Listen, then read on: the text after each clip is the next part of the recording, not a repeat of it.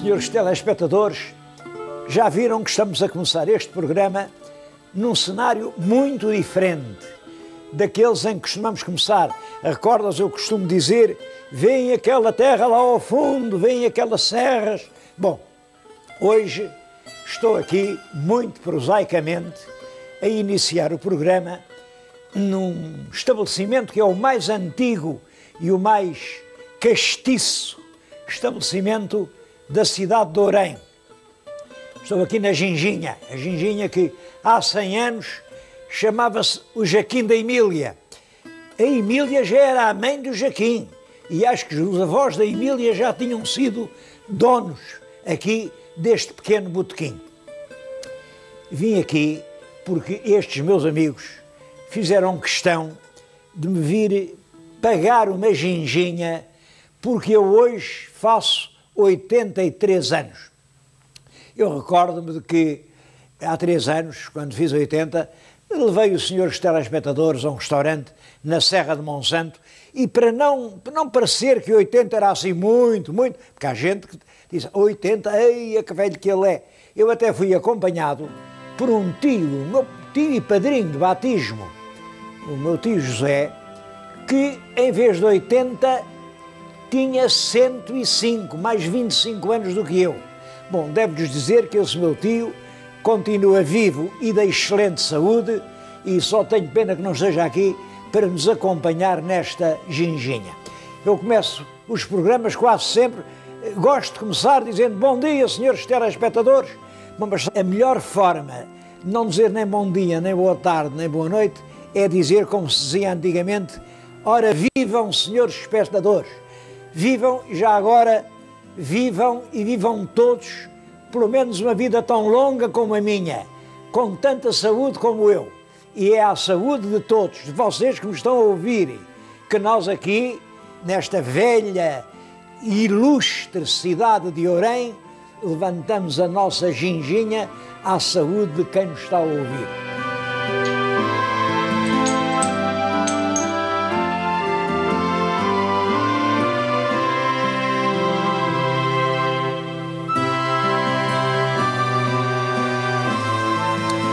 Mas se eu fosse um sábio, talvez arriscasse a tese de que o que fez nascer Orém não foi a ginginha, foi a água. A água. Sabem que estamos aqui num cabeço, um grande monte entre planícies, e apesar de estarmos no alto do monte, a água jorra aqui e jorra com a mesma intensidade no pino do verão e no rigor do inverno. É sempre a mesma água. A explicação, aliás, parece que é esta. Isto é de facto um ponto muito alto em relação à planície lá de baixo, mas relativamente próximo ficam as alturas da Serra da Eire e da Serra dos Candeeiros, que são serras que têm muita água e fica ainda mais alta do que esta. E, portanto, pelo princípio dos vasos comunicantes, vem algum fio subterrâneo lá do alto da serra e vem dar aqui. Este facto de haver água do alto do monte, é claro, um monte que proporcionava defesa às populações, é natural que tenha contribuído para fazer aqui nascer a velha vila. De qualquer maneira, isto é que era a vila. Foi aqui que o Conde de Orém mandou fazer o seu soberbo palácio. Eu vou ver o palácio do Conde de Orém, mas antes disso queria-lhes mostrar o próprio Conde de Orém. Recordo que já em tempos fomos lá e eu estive a falar-lhes do Conde de Orém, mas penso que é uma figura tão fascinante da história portuguesa. Vamos lá outra vez.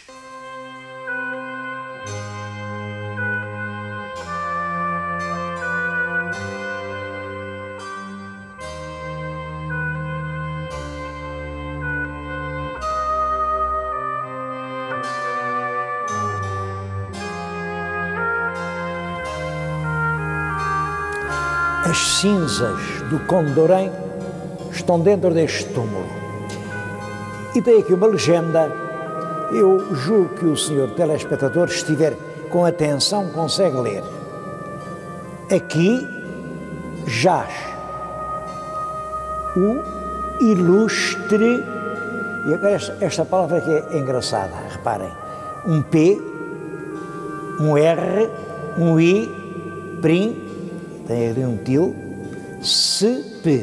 príncipe. Agora é claro, Dom Afonso, Marquês de Valença, Conde de Orém. Porquê é que este homem se chamava a si próprio um príncipe? Os príncipes, como sabem, são os filhos dos reis.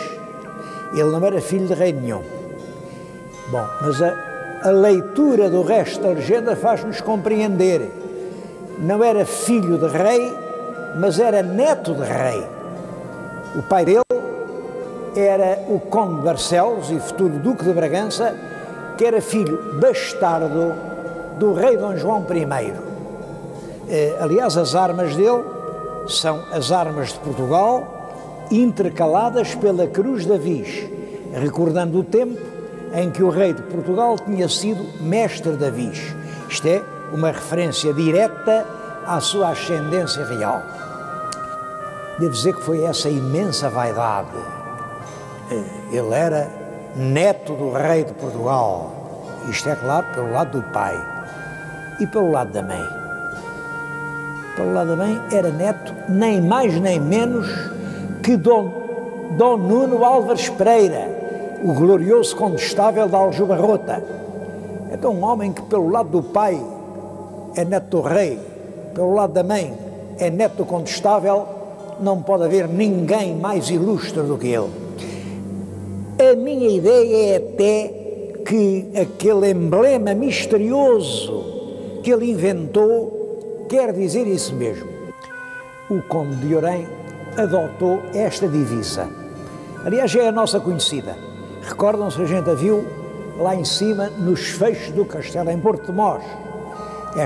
A divisa é isto. São dois guindastes a puxar com toda a força. E as pessoas, isto é um mistério. Que diabo, porque é que isto puxa? Bom, e tem havido uns eruditos que dizem, bom, é porque ele gostava muito de fazer obras. Ele fez aqui um castelo em Orém, ele fez o castelo em Porto de Mós, ele gostava muito de fazer obras. E como gostava de fazer obras, pôs dois guindastes.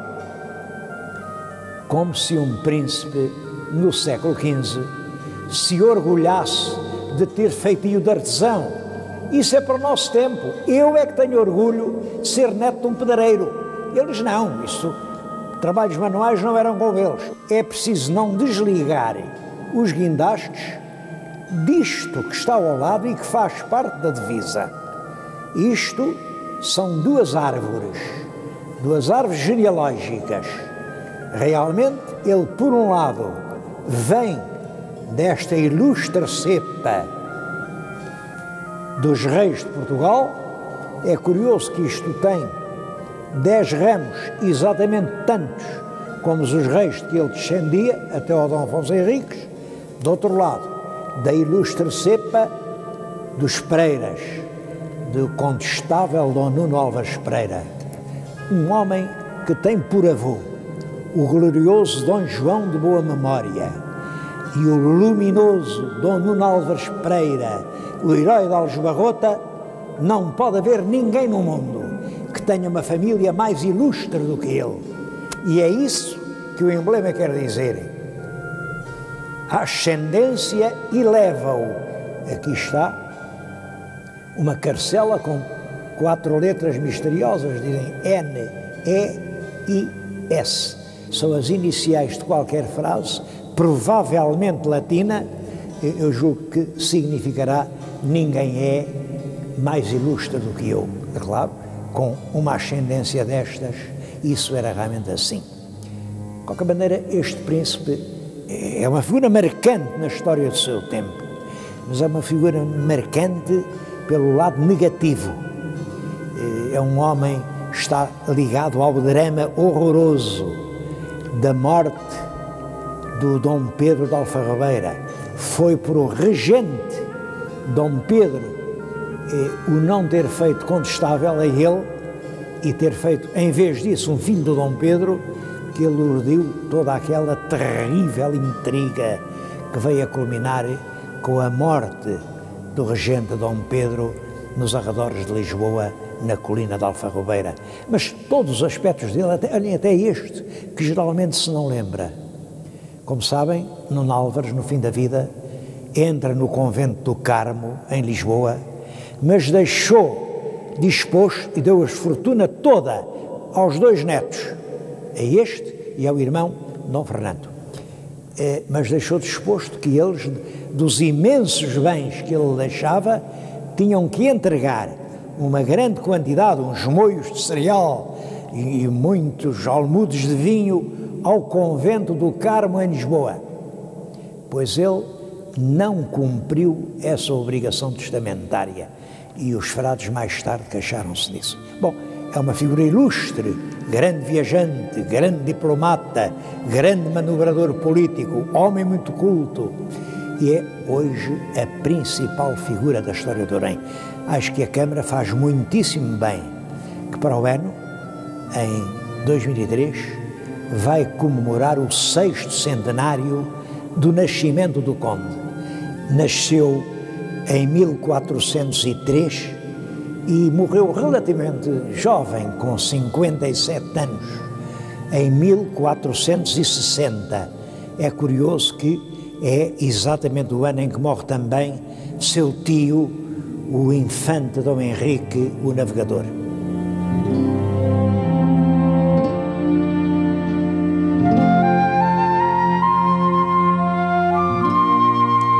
Mas este Conde de Orém era já o 4º Conde de Orém. Essa história tem interesse. O primeiro Conde de Orém, que é um dos primeiros condes que há em Portugal, é o Dom João Afonso Telo, que é o grande valido do nosso rei Dom Pedro I. Bom, morre o Dom João Afonso Telo e esperava-se que o título Conde de Orém ficasse na família dele.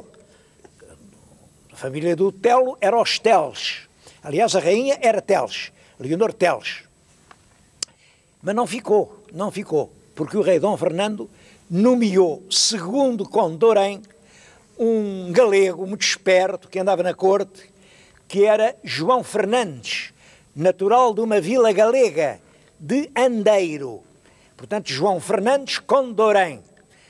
Ninguém lhe chamava Conde de Orém, ainda hoje lhe chamamos o Conde Andeiro. O Conde Andeiro. Ele foi conde pouco tempo, foi conde em 1482 e logo em 83, quando morreu o Dom Fernando, ele foi a Lisboa e foi assassinado. Isso é uma história muito complicada, porque disseram, ele foi assassinado, pois claro, até ele andava desavergonhado, andava de amores com a rainha viúva, que vergonha, uma rainha que ainda há tão pouco tempo tinha sido rainha dos portugueses, agora ali metida na cama com o rei do galego. Bom, tudo isso é uma patranha que inventaram. A verdade era esta: o conde João Fernandes Andeiro era partidário da aliança de Portugal com Castela e, portanto, era contra a aliança de Portugal com a Inglaterra. Isto é na altura da Guerra dos 100 Anos. A Inglaterra é um bloco, Castela e a França são outro bloco, estão em guerra. E Portugal ou está de um lado ou está do outro. O Andeiro, que tinha sido partidário da aliança inglesa antes, agora voltou-se para a aliança espanhola. E isto porque a Espanha, se a gente estivesse do lado da Inglaterra, invadia Portugal. Portanto, ele faz uma aliança com Castela, mas aí o rei morre e os mercadores de Lisboa, que naturalmente como mercadores, navegadores, empresários de navios, eram partidários da aliança inglesa, maquinaram a morte do Conde Andeiro. Lá mataram o Andeiro. Quem o matou foi um fidalgo muito importante, um mestre de navios, que era filho do rei Dom Pedro, filho bastardo. Foi ele quem mata o Conde Andeiro. E o povo entusiasmado, porque o povo não gostava do Andeiro, porque era estrangeiro, porque, enfim, era governante, porque o povo começa a aclamar o homem que o matou. Diz que pegavam-lhe pelas rédeas da besta e levavam-no e diziam pelas ruas de Lisboa: aclamemos este homem e alcemo-lo por rei. É nesse tumulto que se segue à morte do Andeiro que nasce a dinastia de Avis. Bom, isto tudo para lhes dizer que o segundo conde foi o conde João Fernandes Andeiro.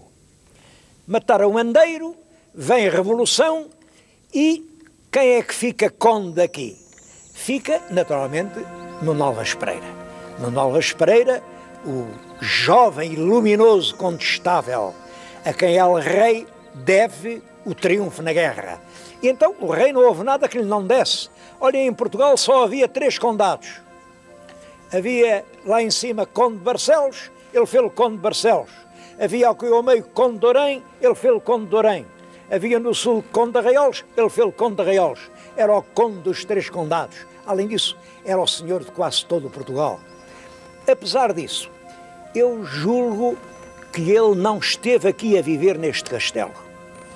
Mais tarde, ele distribui os seus condados, dá o condado de Barcelos ao genro, tinha casado com a filha, foi o primeiro conde de Barcelos e o primeiro duque de Bragança, e dá estes 2 condados, de Orém e Arraiolos, aos 2 netos, É por isso que ele fica sem condado nenhum, mete-se no convento do Carmo e lá passou os últimos anos da sua vida. Mas é por isso que é o Dom Afonso, neto do Condestável, o 4º conde de Orém. Esse deixou aqui muitas lembranças. Este castelo em que eu estou, um castelo muito antigo, e que nasceu por uma coisa muito curiosa. Embora isto seja aqui num cerro de um monte, isto está cheio de água. Vê lá embaixo uma cisterna e vê a água a brotar. Uma cisterna que todo o ano podia aqui alimentar uma guarnição. Aqui ninguém morria de sede. É muito curioso esse fenómeno da cisterna, continua hoje cheia de água. Agora, o 4º conde, o nosso Dom Afonso, não se contenta com estas instalações antigas e manda aqui, em frente do castelo medieval, fazer um soberbo passo da Renascença.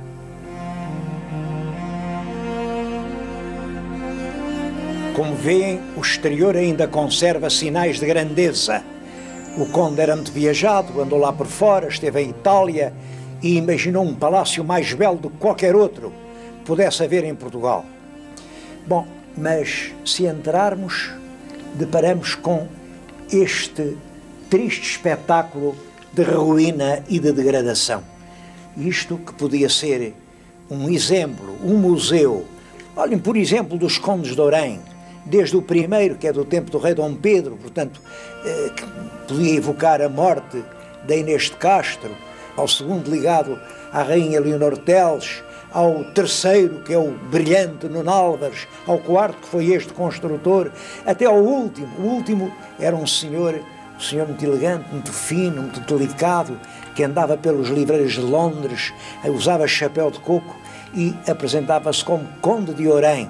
É claro, toda a gente sabia que se tratava de El Rei Dom Manuel II, que a proclamação da República obrigara a sair de Portugal.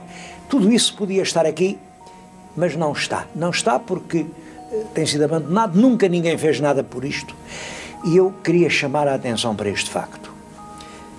Este palácio abandonado fica a apenas 10 quilómetros do Santuário de Fátima.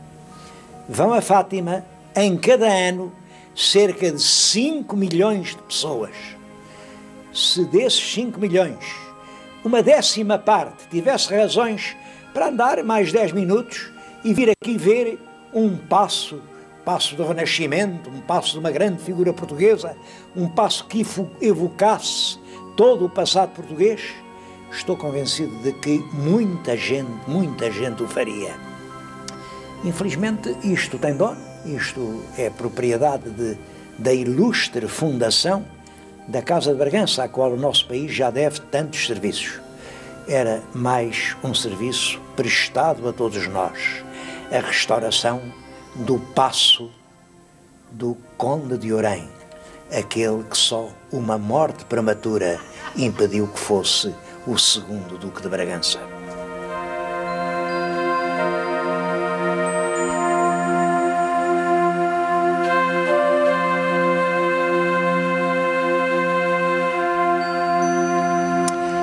Bom, mas além da Ginginha e do Conde e do Paço do Conde e do Castelo, devo dizer que este concelho de Ourém é uma das regiões mais interessantes que há em Portugal.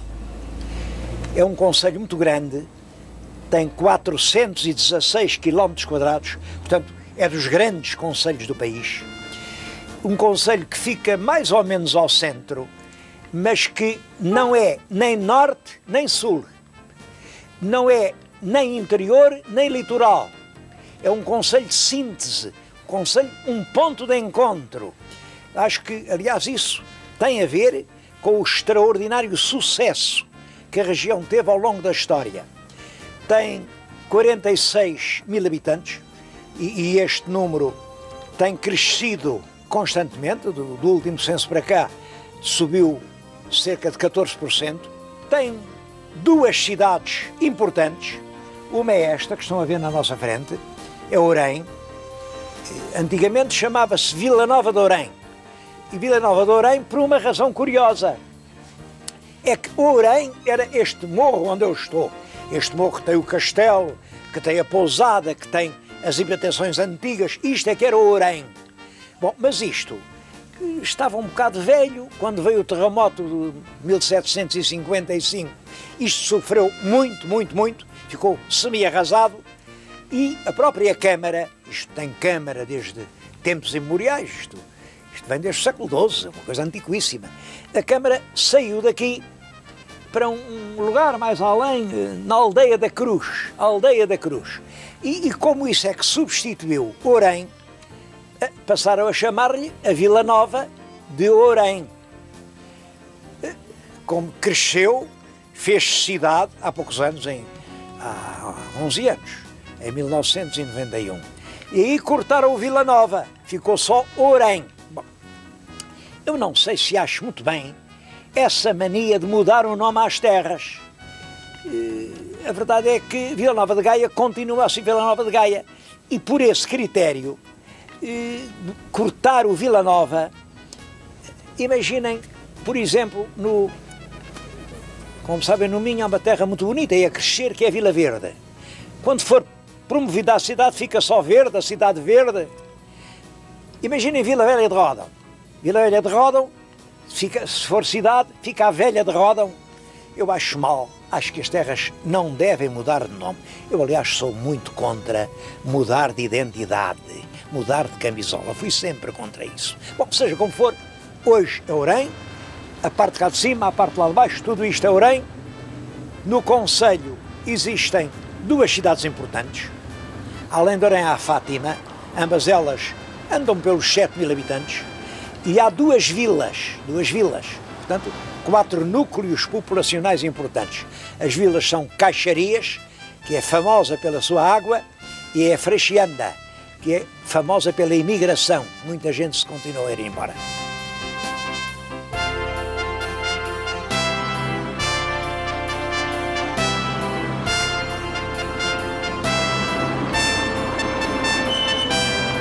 A cidade mais jovem de todo o concelho de Ourém é a cidade de Fátima. Como sabem, foi no dia 13 de maio do ano de 1917, portanto ainda não faz 100 anos, que 3 pastorinhos aqui disseram que viram numa azinheira Nossa Senhora pedir-lhes que rezassem pela paz. Bom, a paz era então uma aspiração ansiosa dos portugueses, que estávamos metidos na Grande Guerra. Rapidamente se fez aqui um centro religioso, construiu-se esta basílica, estamos nas vésperas da construção de uma segunda basílica, e o que era aqui apenas mato, quase deserto, transformou-se num dos mais importantes centros religiosos da Europa. É com razão que se fala em Fátima, altar do mundo. Vêm aqui constantemente multidões de toda a parte. Bom, e é claro que esta é hoje uma das realidades fundamentais do concelho de Ourém.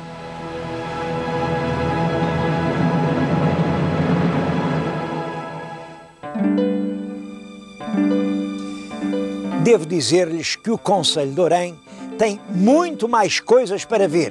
Eu só não os mostro, é claro, por absoluta falta de tempo. Mas não queria acabar sem vir aqui a este parque paleontológico. É o único em Portugal e é uma das coisas mais notáveis da Europa. É quase desconhecido dos portugueses. Havia aqui umas grandes pedreiras, saíram as quantidades da pedra e a um certo nível começaram a aparecer pegadas de dinossauros. Isso foi estudado cientificamente e estas pistas de dinossauros têm 175 milhões de anos. Este número, 175 milhões, é um número que quase custa a compreender. Bem, para fazerem uma ideia, devo dizer isto. A humanidade, as mais antigas origens da humanidade, podem vir de há 2 milhões de anos.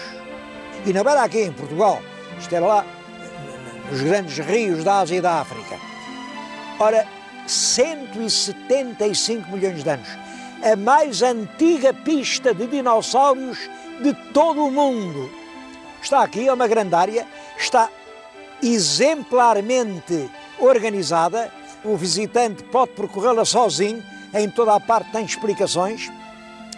Estou-lhes a dizer isto junto de um monumento que representa o dinossauro igual aos que passaram por aqui na verdadeira escala. O animal seria deste tamanho.